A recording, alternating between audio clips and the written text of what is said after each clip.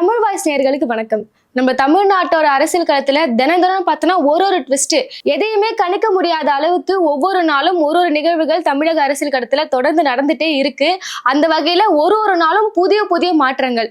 தமிழக வெற்றி கழகம் ஆட்சி அமைச்சதுக்கு அப்புறமா பார்த்தோன்னா மிகப்பெரிய மாற்றங்களா வரப்போகுதுன்னு சொன்னாங்க. அது மாற்றமான்னு சொல்லி அது ஒரு பக்கம் இருக்க, அரசியல் கட்சிக்குள்ள பல்வேறு மாற்றங்கள்லாம் போயிட்டு இருக்கு. இன்னைக்கே பார்த்தோன்னா நம்ம முதல்ல இருந்தே சொல்லிட்டு இருக்கோம், அதிமுக இரண்டாக உடைய போகுது, அப்படிப்பட்ட வேலைகள் தாவேகா உள்ள நடக்க ஆரம்பிச்சிருக்குன்னு சொல்லி நம்ம முதல்ல இருந்தே சொல்லிட்டு இருந்தோம். இதை அபிஷியலா இன்னைக்கு போட்டு உடைச்சிருக்கிறாரு சி.வி. சண்முகம்.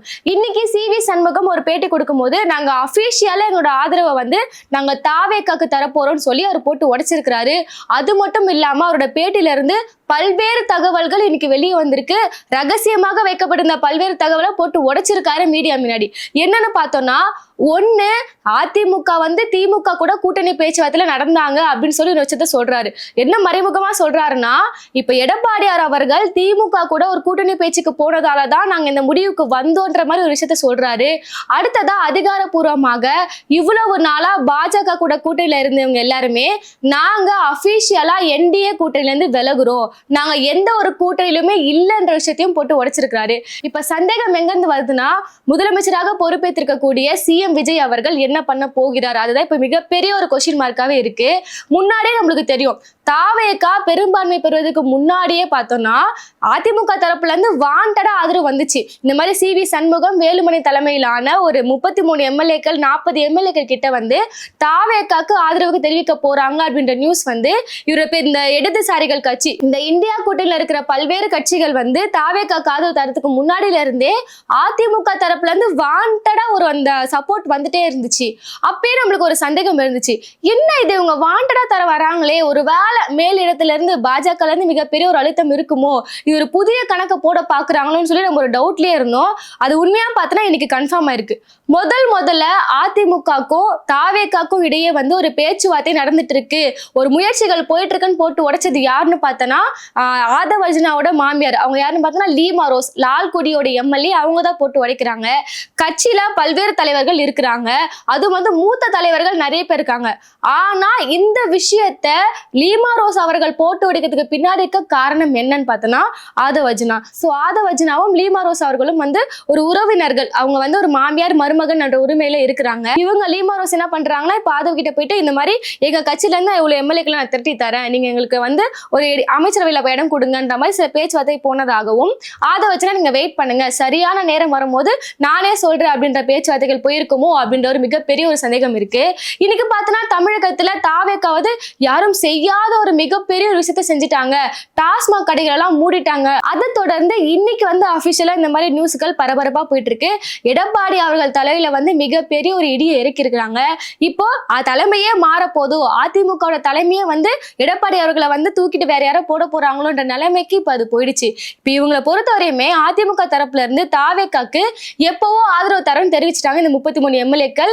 எடப்பாடி அவர்களை விட்டுட்டு தனியா எஸ்பி வேலுமணி, சி.வி. சண்முகம் தலையில இவங்க என்ன பண்ணிருக்காங்க, ஒரு மீட்டிங்லாம் நடத்தி இது முடிவுக்கு வந்துட்டாங்க. இப்ப பிரச்சனை எங்க இருந்து ஆரம்பிச்சு, ஏன் இது ரெண்டா உடையுதுன்னு பார்த்தோன்னா, தாவேகாக்கு தனி பெரும்பான்மை அந்த 108 தான் இருந்துச்சு தவிர அந்த பெரும்பான்மையாக கட்சி அமைக்கக்கூடிய அந்த 118 என்ற நம்பர் கிடையாது. அதற்காக அவங்க மற்ற கட்சியிடம் போயிட்டு நீங்க ஆதரவு தாங்கன்னு சொல்லி கேட்டிருக்கும் போதே இந்த டாக் போச்சு. அதாவது அதிமுகல இருந்து நம்ம ஆதரவு தரலாமா டிவி கேக்குன்னு சொல்லி அதிமுக எம்எல்ஏக்கள் பேசும்போது எடப்பாடியார் அவர்களுக்கு அதுல பெரிய உடன்பாடு கிடையாது. அவர் அதெல்லாம் சொல்லிக்காங்கன்னா மறுப்பு தெரிவிச்சிருக்காரு. அப்படி ஒரு வேளை நம்ம டிவி கேக்கிட்ட நம்ம ஆதரவு தெரிவிச்சு நம்ம கூட்டணிக்குள்ள போயிட்டோம்னா நம்ம கட்சியோட வளர்ச்சி எதிர்காலமே இருக்காது. ஒண்ணு நம்ம என்ன பண்ணலாம், வெளியே இருந்து ஆதரவு தரலாம் அப்படின்னு சொல்லிட்டு எடப்பாடி அவர்கள் சொல்லியிருக்காங்க. அதற்கு மறுப்பு தெரிவிச்சு என்ன செய்வாங்கன்னா அதிமுக எம்எல்ஏக்கள் இதெல்லாம் வேலைக்கு ஆகுது, நம்ம என்ன பண்றோம், தொடர்ந்து நம்ம ஆதரவு தரலாம்னு சொல்றோம். ஆனா எடப்பாடி அவர்கள் இது ஒத்துக்கவே மாட்டாரு, இது வேலைக்கு ஆக மாட்டுது. ஏன்னா அதிமுக பொறுத்த வரையுமே ரொம்ப நாளா அவங்க தோல்வியை மட்டுமே சந்திச்சுட்டு வராங்க. இந்த தோல்வியில இருந்து எதற்காக நம்ம மீளணும், எதனால இந்த தோல்வி, எப்படி நம்ம அரசியல் கட்சியை நம்ம வளர்த்தெடுக்க போகிறோன்றதை தாண்டி நம்ம பர்சனலா எப்படி வளர்ச்சி அடையணும், சோ இந்த கட்சியில இருந்தா இதுக்கு மேல வேலைக்கு ஆகுதுன்ற காரணத்துக்காக இப்ப என்ன பண்றாங்கன்னா எஸ்பி வேலுமணி, சி.வி. சண்முகம் தலைமையில இப்படி எம்எல்ஏக்கள் பிரிஞ்சு நம்ம தாவேகாக்கு போயிடலாம் அப்படின்ற ஒரு நிலைப்பாட்டை எடுத்திருக்காங்க. இப்ப மிகப்பெரிய ஒரு கேள்வியா இருக்குதுன்னா, விஜய் அவர்கள் இந்த ஆதரவை ஏத்துக்க போறாரா இல்லையா, இங்கதான் மிகப்பெரிய ஒரு ட்விஸ்டே இருக்கு. ஏன்னு பார்த்தோன்னா, இந்த பெரும்பான்மை தேடலுக்கு இருக்கும் போதே விஜய் அவர்கள் என்ன சொல்லியிருந்தாருன்னா, நாங்க என்டிஏ கூட்டணியில இருக்கக்கூடிய எந்த கட்சிக்கிட்டயுமே நாங்க போய் ஆதரவு கேட்க மாட்டோம், நாங்க என்டிஏ பக்கமே போக மாட்டோம்ன்ற ஸ்டேட்மெண்ட்டை கிளியரா டிவிகே தரப்புல இருந்து வச்சிருந்தாங்க.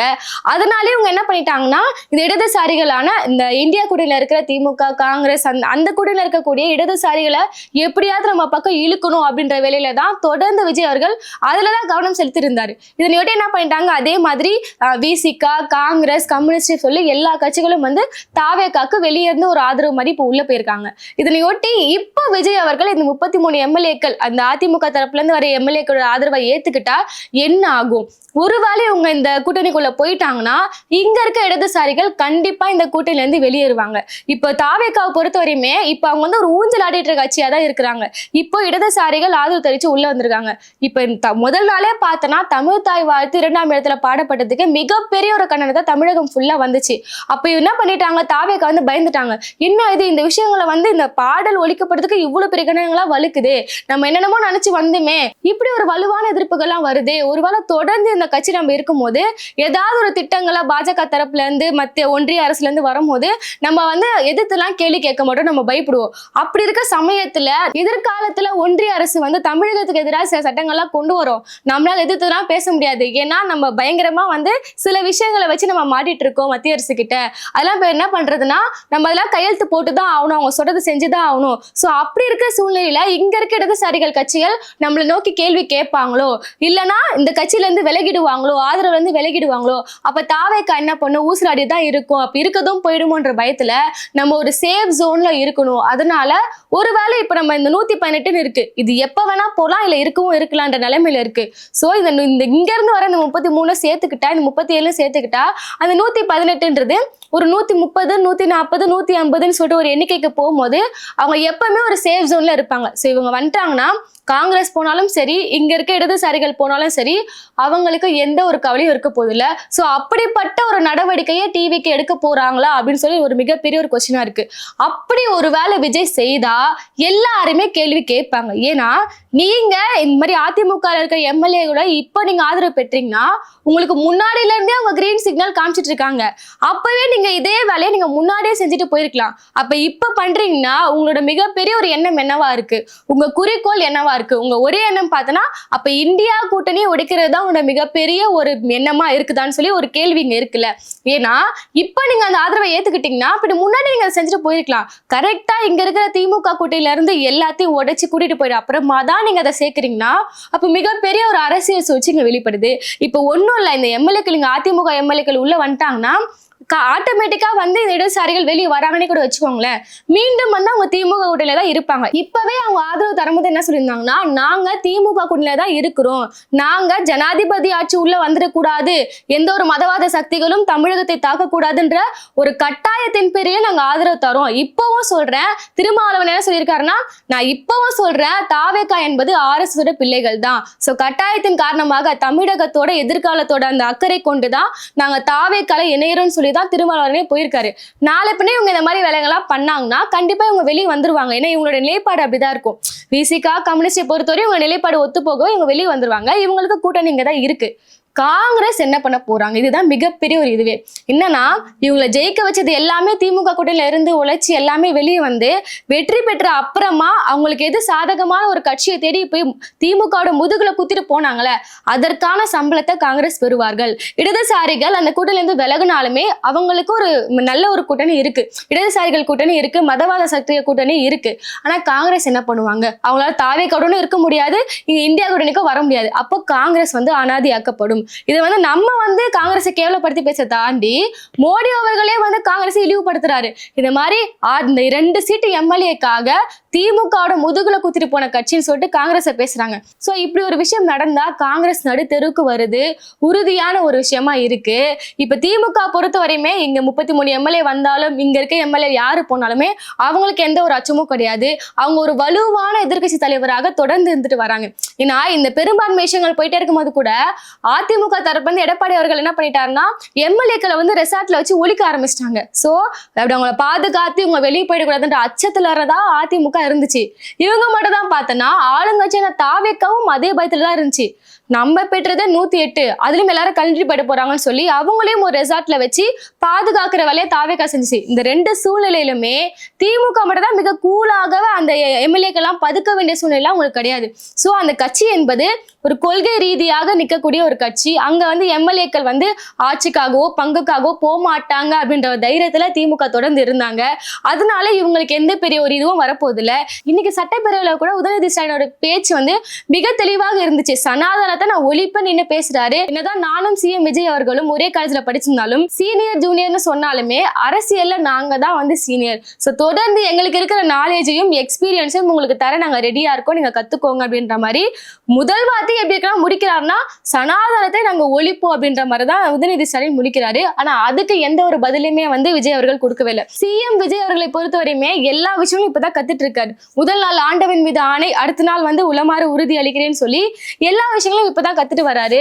இப்போ அதிமுக 2ஆ உடைக்கப்பட்டிருக்கு. இப்ப எடப்பாடி அவர்களோட நிலைமை என்னன்னு பார்த்தோம்னா பாஜக கூட்டணியில அதிமுக கூடவே இருந்து எடப்பாடி அவர்களை காலி பண்ணதுக்கான வேலையை தெளிவா பார்த்திருக்காங்க. இப்போ ஒரு அடுத்த கட்ட மூவ் என்னவா இருக்குன்னா அந்த 33 எம்எல்ஏக்களையும் தாவேகாக்குள்ள அனுப்பணும், காங்கிரஸ் வெளியே அனுப்பணும். அந்த நிலைப்பாட்டில தான் அவங்க இருக்கிறாங்க. எடப்பாடி அவர்களை பொறுத்தவரையுமே இதுதான் அவருக்கு புரிஞ்சுக்க வேண்டிய ஒரு நேரமாக இருக்கு. நம்ம முன்னாடி இருந்து சொல்லியிருக்கோம், பாஜக கூட்டணி இருக்கக்கூடிய அவ்வளவு ஒரு சேஃபான இடம் கிடையாது. எப்ப வேணா காலவாரி விடுவாங்க. அவங்க உள்ள வரதே ஒரு அழிவுக்கான நடவடிக்கையில தான் வருவாங்க. சோ அவங்க கூட்டணியில இருக்கிறது உங்களுக்கு அவ்வளவு சேஃப் கிடையாது.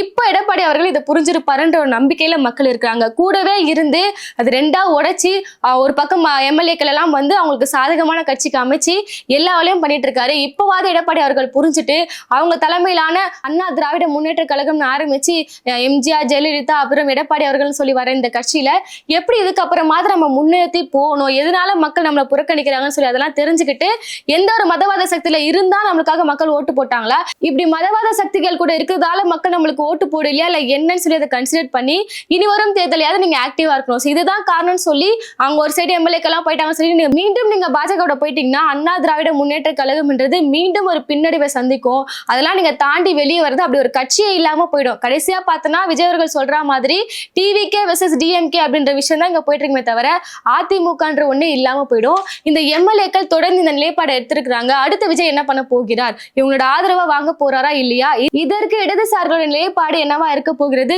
காங்கிரஸோட எதிர்காலம் எப்படி இருக்க போகுதுன்னு சொல்லி நம்ம பொறுத்திருந்து தான் பார்க்கணும். ஸோ அடுத்து வரும் அப்டேட்டுக்காக தொடர்ந்து நம்ம சேனலோட இணைந்திருங்க. நம்ம சேனலை சப்ஸ்கிரைப் பண்ணிக்கோங்க. நன்றி.